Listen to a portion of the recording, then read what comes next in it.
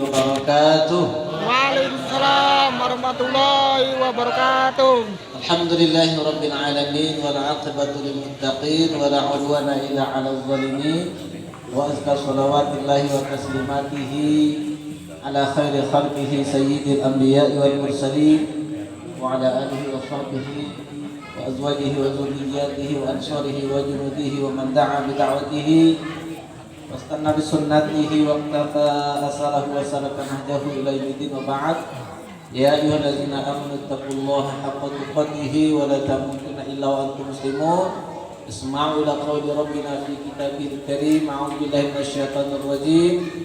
Qul in kana aba'ukum wa abna'ukum wa ikhwanukum wa azwajukum wa 'ashiratukum wa amwalun iqtaraftumuha wa tijaratun takhshawna kasadaha wa masakin tardawnaha ahabba ilaykum minallahi wa rasulihi wa jihadin fi sabilihi wa tarabbasu hatta ya'ti Allah bi amrih innallaha la yahdil qaumal fasiqin.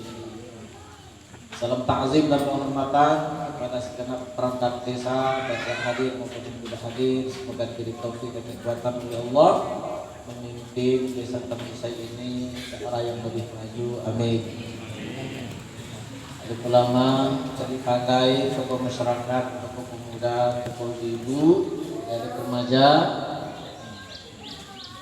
pengurus masjid, serta seluruh yang hadir di tempat ini, semua kita semua senantiasa dimuliakan oleh Allah Subhanahu wa taala. Bapak Ibu, tentu kembali kita pertama sekali menyampaikan syukur kepada Allah Subhanahu wa taala.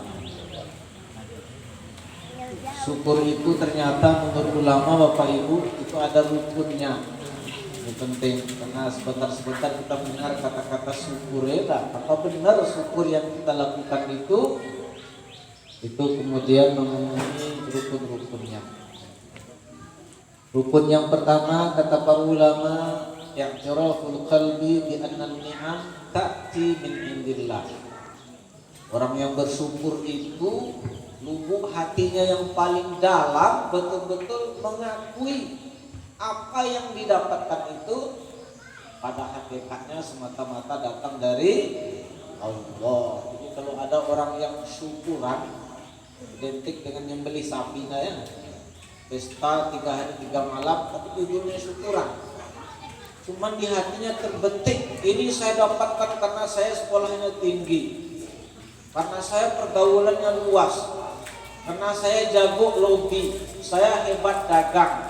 Batal rukun syukurnya. Yang kedua kata ulama wasana bil lisan. Orang yang bersyukur itu memang idealnya lisannya ringan memuji Allah, alhamdulillah wa syukurillah, dan kalimat thayyibah yang lainnya. Nah, kalau ini enggak begitu repot Ibu ya. Ringan kan bilang alhamdulillah? Ringan. Tapi yang ketiga yang paling mendasar, wastikdamun ni'am kama yuriduha al-mun'im.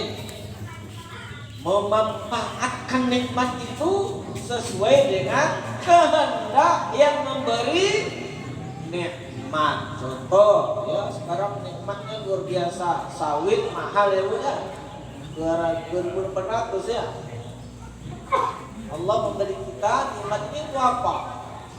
Kita pergunakan untuk ruku sujud kepada Allah Subhanahu wa taala. Itulah sebabnya Allah mengatakan i'malu ala Daud syukra wa qalilun min ibadiyasy syakur.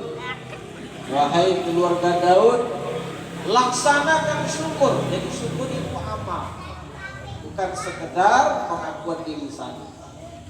Kata Allah, walaupun banyak yang mengaku bersyukur, banyak yang sering mengucapkan alhamdulillah, bahkan banyak yang sering melakukan syukuran, tapi hambaku yang betul-betul bersyukur itu kata Allah sedikit.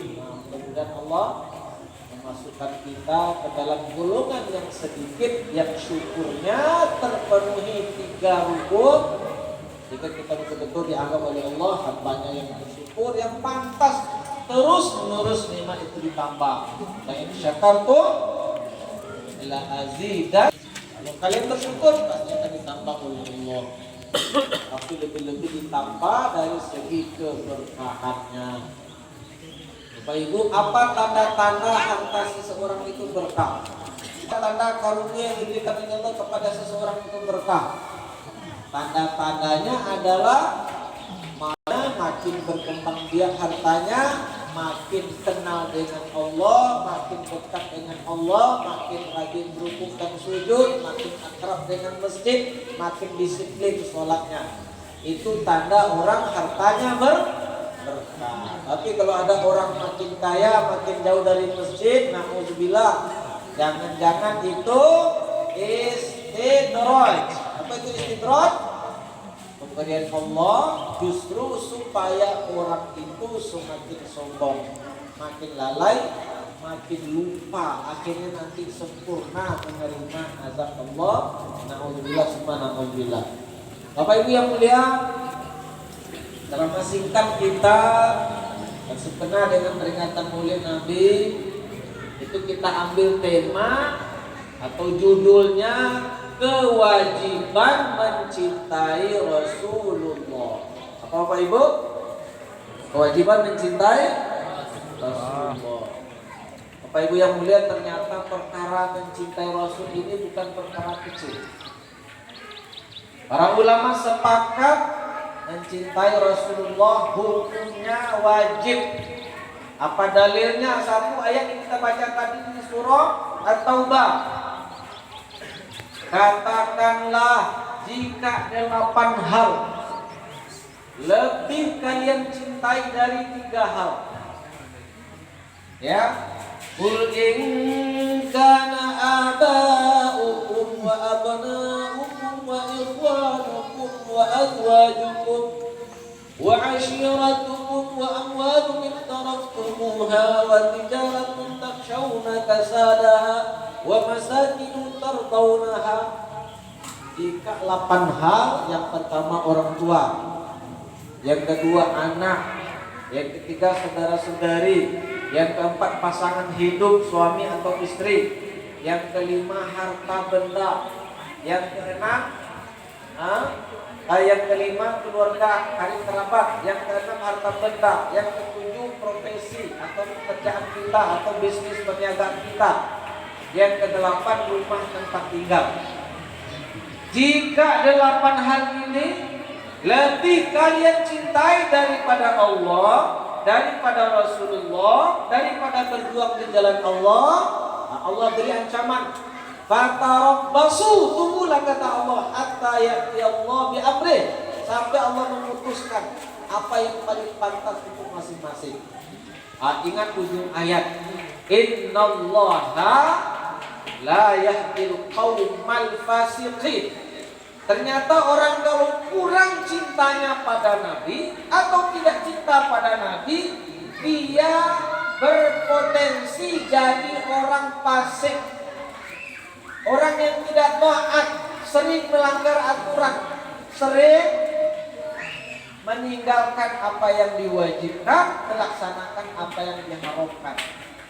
Maka ternyata berbanding lurus, semakin cinta seseorang kepada Allah, kepada Rasulnya, dia akan semakin taat.